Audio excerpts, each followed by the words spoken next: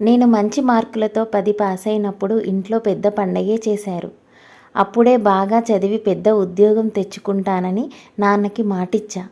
తర్వాత ట్రిపుల్ ఐటీలో సీటొచ్చింది.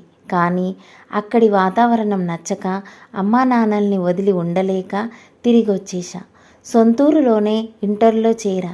కొన్నాళ్ళయ్యాక ఓసారి మా బంధువుల అమ్మాయి పెళ్ళికి వెళ్ళాం. అక్కడే నన్ను అబ్బాయి చూశాడట.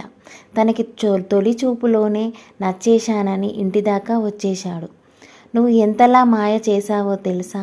నిన్ను చూసిన దగ్గర నుంచి నాకు నిద్ర లేదంటే నమ్ము అంటుంటే నా మనసులో ఏదో గందరగోళం. ఎలా స్పందించాలో తెలియక అక్కడి నుంచి పారిపోయా. అయినా ఆ అబ్బాయి వదల్లేదు.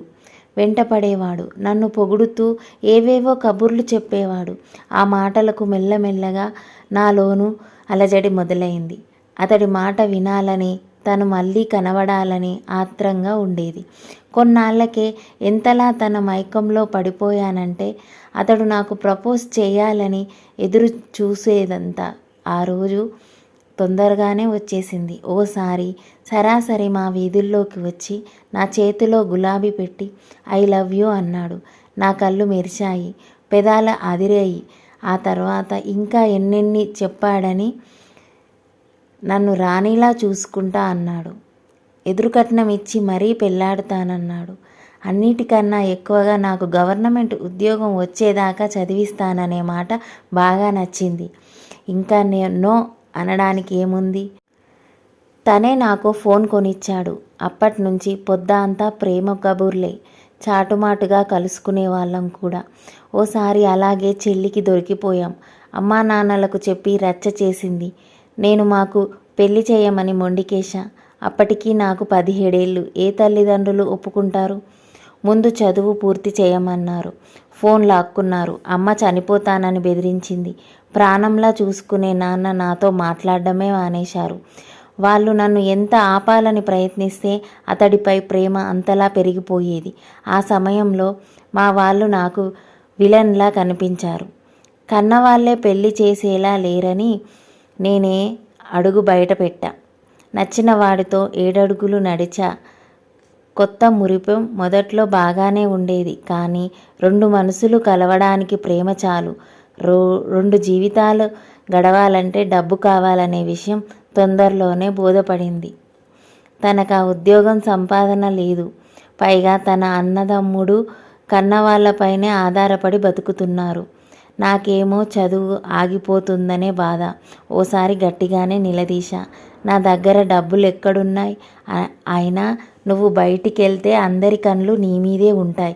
నేను కాపలా కాస్తుండాలా? నువ్వు చదవాల్సిన పనేం లేదు అన్నాడు.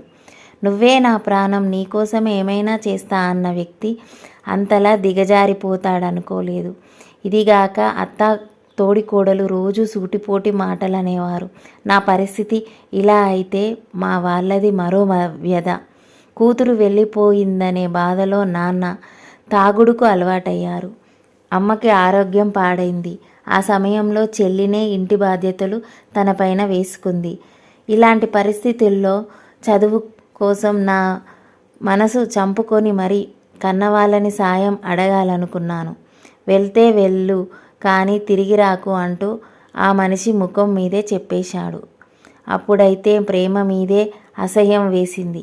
గుండెల్లో గుణపం దించిన కన్నవాళ్ళు నన్ను మళ్ళీ ఆదరించారు. తర్వాత మా బంధం నిలపాలని ప్రయత్నించారు. నా భర్తను మా ఇంటికే తీసుకొచ్చారు. కానీ తనేం చేసేవాడు? ముప్పొద్దులా తినడం, హీరోలా పోజులు కొట్టడం, కనీసం ఏదైనా పని చేద్దామని ప్రయత్నించేవాడు కాదు. నేను నిలదీస్తే అరవడం, తిట్టడం, ఒక్కోసారి కొట్టడం. ఈ కష్టాల సుడిగుండంలోనే నాకో పాప పుట్టింది. ఏళ్ళు గడుస్తున్నాయి. అయినా తన బాధ్యతలు తెలుసుకుంటేగా. మరోవైపు నా చెల్లి మంచి ఉద్యోగం సాధించింది. కన్నవాళ్ళు చూసిన సంబంధం చేసుకొని మంచి జీవితం గడుపుతోంది. చదువు లేక మంచి జీవితం దక్కక నేను రెండిటి చెడ్డ రేవడినయ్యా. అతడికి విడాకులు ఇచ్చేయి, మా దగ్గరే ఉండు, కనీసం ప్రశాంతంగా అయినా దక్కుతుంది అని ఎన్నోసార్లు బతిమాలారు చెల్లి. కానీ ఇదంతా నా స్వయం కృషి. శిక్ష అనుభవించాల్సిందే అనుకున్నా. ప్రస్తుతం కుటుంబం గడవడానికి ఓ కౌన్సిలింగ్ సెంటర్ నిర్వహిస్తున్నా.